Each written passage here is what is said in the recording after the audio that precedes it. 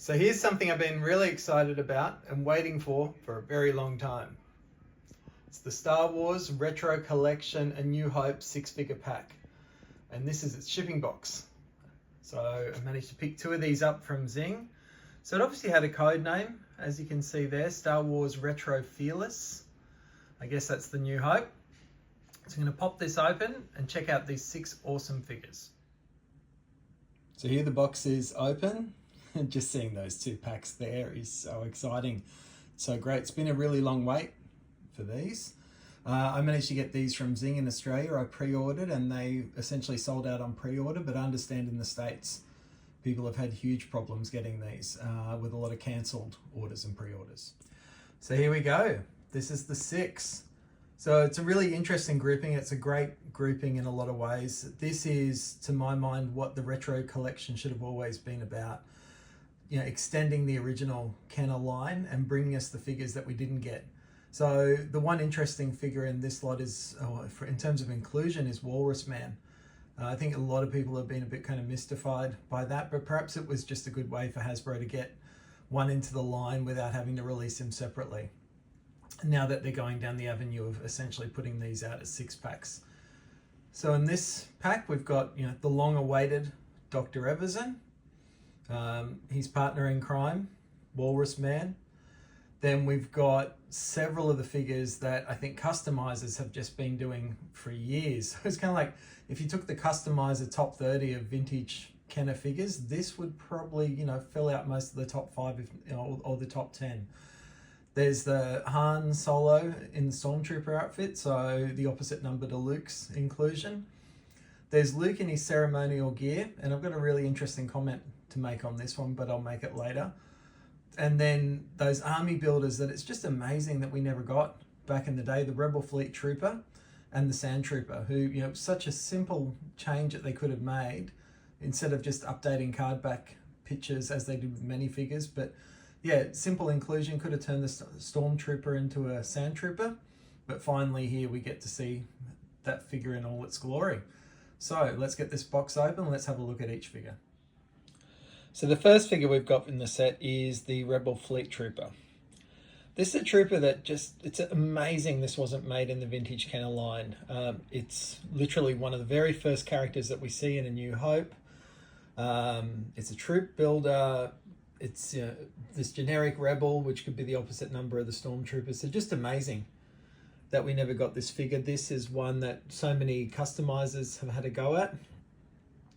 And so it's really, really good to see that this has finally made it into the retro line. To me, this is what the line was made for, was to create characters like this.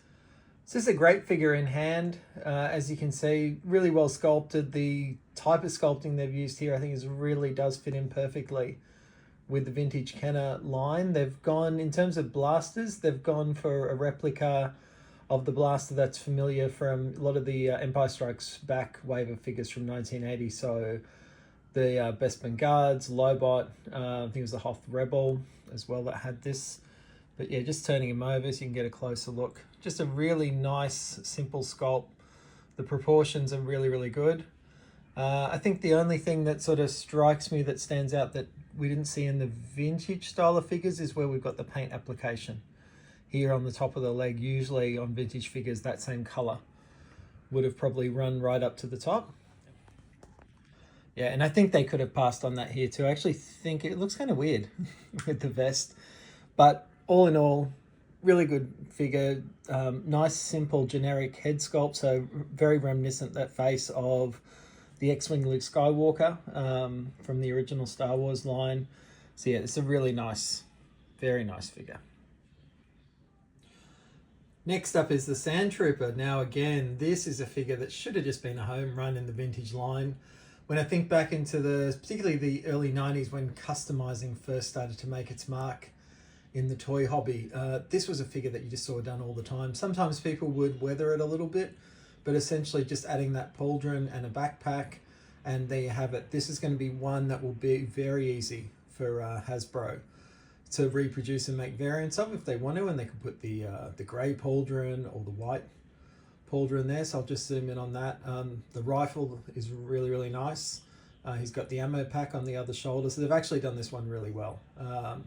This is a very, very good looking figure, and one that again has been very much requested. It's another Stormtrooper, another Imperial, another troop builder. This is one that they could easily be selling in large numbers if it wasn't included in this 6-pack. So the Sandtrooper is actually quite an interesting sculpt once you take it out of the packaging. The first thing that you notice when you look at it is the way they've sculpted the left arm is really, really interesting. So we've got a bent arm, so that's something that was quite rare. On the classic figures, they usually sculpted with straight arms. So I do wonder if this has been sculpted with the intention of maybe there being a repack down the line, perhaps with a dewback, so that this would naturally hold the spear, because that just seems to make sense. So yeah, really interesting that they've gone for that option, particularly on the left hand, when I think most people position their figures with their weaponry on the right hand. And then we've got the backpack molded to the back of the figure as well. So again, really nice touch. And it's very good. So this is well done, but I am really thinking down the road, perhaps for the 50th anniversary of A New Hope, that we're going to see this re-released maybe with a dewback. And it's that left arm that gives me that idea. In terms of the weapon, I'll bring that up, just bring it closer. So yeah, really nice sculpt. I like this. I think this is very good that we got a new weapon with this figure. So yeah, definitely this is an impressive one. This is one I think most people are going to really, really like in this line. Again, another very, very long requested figure, and one that so many customizers have also had a shot at by combining a Luke and usually a Bespin Han, is the ceremonial Luke Skywalker Yavin. So what's interesting is, take a look at this, and not the best head sculpt. I certainly don't think so. They've gone for a layer style blaster. We've got the metal there, which is good. But yeah, this sculpt just doesn't feel like a vintage Kenner figure. I'll take the figure out so you can see it, but you'll see what I mean. I've also got a bit of a theory about this as well. So here we go. Here's the Luke Skywalker Yavin figure out of the packet. So a bit easier to now see the details. We've got that metal, which is a nice touch. The black molded layer style blaster. But then, yeah, in terms of face sculpt, I think a lot of people are going to be like, oh, this is just really not a great representation of Luke. I think also because it's so different. Would have been nice just to really see the farm boy Luke head or something close to it here, but this is what we've got. But the thing I notice, and it could be purely coincidental, is if you think back, if you're familiar and you've suffered through the Star Wars Holiday Special from '78, there is that little animated section in the Holiday Special. This Luke, this version really does look like the version of Luke from the Holiday Special cartoon, to my mind. So if I bring that up a little bit closer, just trying to jump it in focus there. Yeah, it's something about the style of the sculpt, especially around the legs and the proportion. It actually reminds me more of Holiday Special animated Luke. And again, I think it's something about the waist or the hips that's got that feel, because that animation had a very specific style to it. This feels more like Holiday Special Luke than it does End of A New Hope Luke. So a figure that I'm certainly happy to have in my collection. But yeah, not quite exactly what we expected, and maybe going in a different direction to probably what we would have anticipated as well. So interesting figure, but yeah, I can imagine a lot of people probably not being, rating this as highly as it could have been. Yeah, definitely, probably the head sculpt is the thing where this just feels like it's not the Luke that we imagine. Certainly not the one we've seen customizers do time and again over the last 30 odd years. So in the vintage Power of the Force line, we got Luke Skywalker in Stormtrooper outfit. And finally, after like 40 odd years, we get his buddy Han Solo in his Imperial Stormtrooper outfit. I kind of anticipated, perhaps other collectors did as well, that this was going to be very similar to just the Stormtrooper body with Han's head on top. What they seem to have done here is the body's a lot beefier than I expected, or at least it looks like that in the packet. We'll see what it looks out of the packet. But yeah, this is going to be an interesting one because I've also noticed something with the sculpt. So let's open it up and have a better look at this figure. So Imperial Stormtrooper outfit hands. Here he is, opened up out of the packet. in terms of the figure, one that, you know, if you're a collector who grew up with the original Kenner line, especially if you hit 1985, got that Luke Stormtrooper, this is one you anticipated must be out there somewhere. And it's taken this long to finally get him. Interestingly, when that Power of the Force 2 line kicked off back again in the mid-90s, it was the Han Stormtrooper who was the mail away. He later got released in a 3-pack cinema scene. But, you know, Kenner, as it still was then before Hasbro took over, very much knew that that was a gap in the line that collectors were after. So it was one of the very first non-Kenner produced figures that they put into the Power of the Force 2 line, was this Han Stormtrooper. But initially as a mail away, there was a slight resculpt when it appeared in the cinema scene. What's interesting here is that in terms of comparing this to the vintage Luke, if I turn him side on, you'll see it's the chest is quite substantial, but like the Sand Trooper, we've also got the bent arms. That's really interesting that they've gone with this option. So I'm wondering if down the line, there is something that they want to use that sculpt for, to actually have it out, locking down that power link, reactor link up in the detention blocks, and maybe that's what they're sculpting here, is to have him in that position. But yeah, I just think that's an interesting choice. I'm so used to Stormtroopers with straight arms that in this 6-pack we've got 2, and one with the left and one with the right. And this is what Han looks like with the helmet on. I actually really like this helmet. It's not as tight a fit as the old Luke one. It goes on nice and easy. But I think this is really, really good. This is a definite win in this line. This helmet fits really well. It sits well. It looks good. Yeah, this is nice. This is definitely something, if you're an army builder, you could easily want to army build around this particular version of the Stormtrooper, just because it adds variety as well. And then in terms of weapons, we've got the classic black Stormtrooper molded blaster, the pistol, and then we've got this long rifle, which is really, really good. So that allows us to reenact that detention center scene. I think that's a very nice touch. So I definitely like the weapons that they've included. So 3 accessories, the rifle, the pistol, and the helmet. This is a really good figure. This is really well done. Once again, we've got a bit of a customizer's favorite. We've got Dr. Evazan from the Cantina in A New Hope, coming out just in time for the release of the HasLab Cantina. So if you want to go all vintage, you can definitely fill that slot in here. Once again, a very heavily customized figure when people have been trying to fill in blanks in their Kenner line of figures that weren't produced. Most people there have gone usually with a Han body and the Dr. Evazan head from the Power of the Force 2 cinema scene. So it's good that we get this new head sculpt here. This one actually fits in really, really well. If this came out in the vintage line, I think this just looks like it fits completely in place.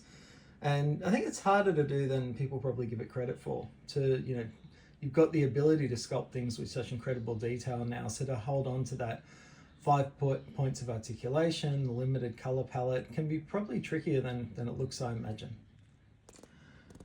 Out of the packet, I think Dr. Evazan is still a huge win. I think this is really, really, really well done. Hasbro here have just captured that classic Kenner aesthetic really well. Zooming in on the face, we've got the one decent eye and the one wide eye on the side of his head that's injured, and that's very subtly been sculpted in there as well. It's the figure, outside of the head, the figure's body and body type and the way that everything's proportioned looks exactly like it could have been made in 1977, 1978. Interesting that they went with 2 different color blasters. It's good that we got 2 options. I think that's great.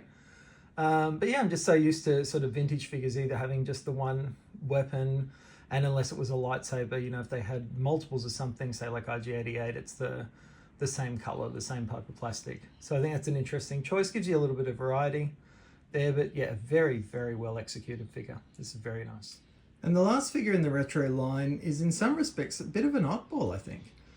Whilst he's from A New Hope and meets the theme in that sense, it's just so strange that this is the only one who is a straight up reproduction, or very faithful reproduction, of an original Kenner figure.